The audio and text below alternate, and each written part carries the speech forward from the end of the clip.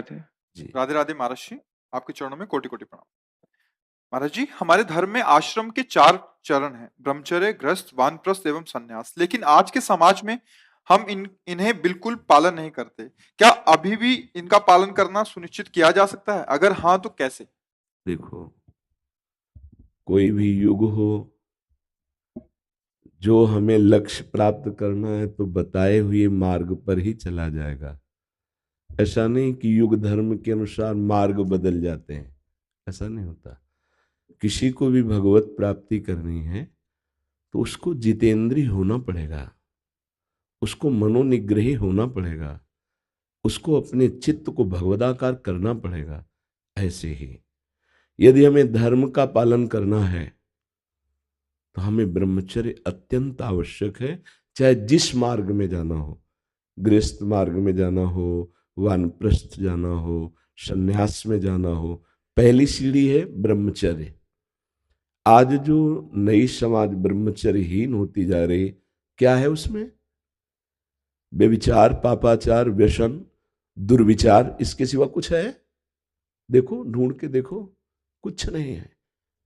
जो नवीन पीढ़ी 13, 14, 15, 18, 20 ऐसे हो रही है और जो व्यभिचार में प्रवृत्त है, गर्लफ्रेंड, बॉयफ्रेंड, हस्त मैथुन और विविध प्रकार के आचरणों द्वारा ब्रह्मचर्य का नाश, उनकी दशा देखो, उनसे बात करके देखो क्या है। विचारों में अहंकार, कुविचार, चेष्टाओं में कुचेष्टाएं, चिंतन में कुचिंतन, कहीं भी कुछ भी शास्त्र सम्मत उनके जीवन में नहीं रह गया, क्योंकि पहले नींव ही बर्बाद हो गई। ब्रह्मचर्यहीन जीवन मरा जीवन होता है, मृत्यु जीवन होता है। अभी छोटी अवस्था है जो बिजली की तरह स्फूर्ति रहती है, नौ किशोर अवस्था में उनका कमर दर्द करता है, उनका माथा दर्द करता है, नेत्रों में दिखाई देना कम हो गया, चक्कर आ रहे हैं, नाना प्रकार की डिप्रेशन की वृत्तियां बढ़ रही। ये क्या है? नौ किशोर अवस्था। और ये नौ किशोर अवस्था में तो सबको ही प्यारा लगता है, कोई भी हो, क्योंकि उसका ब्रह्मचर्य पुष्ट रहता है। तो पहली सीढ़ी बिगड़ गई, ब्रह्मचर्य। अब गृहस्थ। अब गृहस्थ कैसे वो चल पाएगा? जो बहुत बच्चियों से मिल चुका है गंदे आचरण में, या बहुत बच्चों से मिल गया, वो एक पत्नी व्रत एक पतिव्रत निभाएगा? उसकी आदत क्या होगी? उसको तसल्ली मिलेगी? गृहस्थ धर्म स्वीकार करने पर शांति मिलेगी? वो वैसे स्वभाव से, बचपन से जैसा स्वभाव बनाया जाता है वही यौवन अवस्था में प्रकाशित होता है। जो यौवन अवस्था में रहता है वैसा ही बुढ़ापा रंग लाता है। अब देखो, गृहस्थी में वो संतान उत्पन्न करने की क्रिया से भी कमजोर हो रहे हैं। उनमें गृहस्थ का भार रखने की क्षमता नहीं रह गई है। जो नवीन बच्चे हैं, बोले हमारा लव मैरिज हुआ है, 1 साल में तलाक हो गया, ये लव मैरिज है? ये तुम्हारा प्यार है? बोले लव मैरिज हुआ, काट के फेंक दिया। लव मैरिज हुआ, पति को जहर दे दिया, ऐसा कर दिया। ये लव मैरिज है? दुष्टता, बुद्धि की दुष्टता को तो देखो। क्यों? क्योंकि पहली सीढ़ी ठीक नहीं हुई ना, तो दूसरी गृहस्थ आश्रम की आप देखो ना क्या दुर्दशा है। दोनों नौजवान बधू और बेटे बूढ़ी मां को एक निकाल देते हैं पीट कर। क्या है ये? गृहस्थ धर्म है? अतिथि सत्कार की जगह अपने पूज्य भगवान की तरह माता पिता का अपमान कर, ये बुद्धि ठीक है? अच्छा ठीक है, आगे बढ़े। जब ब्रह्मचर्य ठीक नहीं, गृहस्थ ठीक नहीं, तो वानप्रस्थ कौन सा वानप्रस्थ धारण करेगा? है ही नहीं कुछ, तो धारण क्या करेगा? हाँ, अगर आगे निकला और जो संन्यास वैराग्य जिसे कहते हैं, तो केवल नाटक रह जाएगा, संन्यास तो रहेगा नहीं, क्योंकि पीछे की है ही नहीं। जब ब्रह्मचर्य नहीं है, जब गृहस्थ धर्म नहीं है, वानप्रस्थ नहीं है, तो संन्यास क्या कर लेगा? या ब्रह्मचर्य से नैष्ठिक ब्रह्मचर्य संन्यास, या ब्रह्मचर्य से गृहस्थ वानप्रस्थ संन्यास। तो जब नीचे की ही डिग्री नहीं है तो ऊपर की डिग्री कहां से आ जाएगी? तो सब बिगड़ जाएगा। प्रत्येक युग में धर्म की प्राप्ति के लिए धर्माचरण करना ही पड़ेगा। हाँ, कुछ छूटे हो जाते हैं, जैसे कलयुग है। अब आप यज्ञ के द्वारा भगवान की प्राप्ति नहीं कर सकते क्योंकि सामग्री नहीं। आप ध्यान के द्वारा भगवान की प्राप्ति नहीं कर सकते, क्योंकि सामग्री नहीं आपके अंदर कि आप 8 घंटे पद्मासन सिद्धासन में बैठकर शांत भाव, 5 मिनट तो शांत भाव से बैठ नहीं सकते, 8 घंटे ध्यान की तो बात जाने दो। अब पूजा पद्धति सामग्री नहीं है, एक बात है केवल, राधा राधा राधा, मंजीरा उठाया कीर्तन कर रहे हैं, नाम संकीर्तन, नाम जप। शास्त्रों का जो सार है वो भगवान की प्राप्ति के लिए भगवत चिंतन है।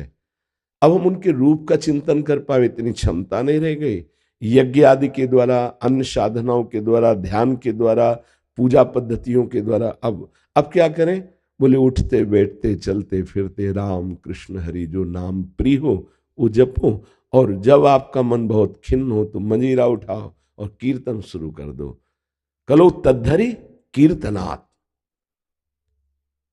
कृतयुगे ध्यायते विष्णु त्रेतायाम मकई द्वापरे परिचर्यायाम कलो तद्धरि कीर्तनात्।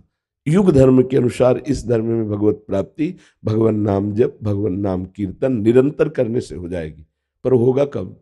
अगर ब्रह्मचर्य नहीं है, आहार विहार ठीक नहीं है, संयम से नहीं चलते तो पापवंत कर सहज स्वभाव भजन मोर ते भाव न खाओ। पापी पुरुष नाम कीर्तन करेगा, नाम जप करेगा, भगवान की शरण में आएगा नहीं। हाँ, पाप हुआ है, संत समागम से पश्चाताप हुआ, अब उसके लिए रास्ता बन सकता है। तो धर्म का त्याग करने वाला तो किसी भी युग में भगवान की प्राप्ति नहीं कर सकता। त्याग हुआ लेकिन संभल गया, फिर भगवान की तरफ चल पड़ा तो कृपा हो जाएगी, संभाल लेंगे। लेकिन भूला हुआ प्राणी कैसे चल सकता है? अब मान लो आप हमारे पास आए हो, आप मनमानी खान पान करें, अंडा खा रहे हैं, मांस खा रहे हैं, दुनिया का मदिरा पी रहे हैं, बेविचार कर रहे हैं, गंदे आचरण कर रहे हैं, आप 1000 बार आओ, क्या होने वाला है? कुछ नहीं होने वाला। आप सुनोगे, सुना दोगे, आपका परिवर्तन नहीं होगा। आपका परिवर्तन तो तब होगा जब आप हमारी बात मानेंगे कि अब तक मैं भूल से करता रहा, अब नहीं करूंगा, तो सुधार शुरू हो जाएगा। आना पड़ेगा ना धर्म में, आना पड़ेगा ना अच्छा आहार विहार संयम, उसमें आना पड़ेगा। ऐसा नहीं कि आप कोई बहुत बड़े हो, ऐसा है। ढोल के भीतर पोल, अधर्माचरण करोगे, पापाचरण करोगे, पुण्य बल से यहां तुम्हारा नाम हो गया, मरने के बाद नरक मिलेगा।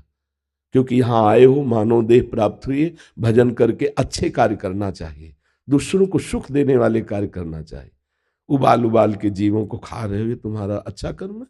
मदिरा पी रहे हो, बड़े बुजुर्गों का अपमान कर रहे हो, धन को व्यर्थ नष्ट कर रहे हो, व्यभिचार कर रहे हो, मनुष्य जीवन का कर्तव्य भोगना पड़ेगा।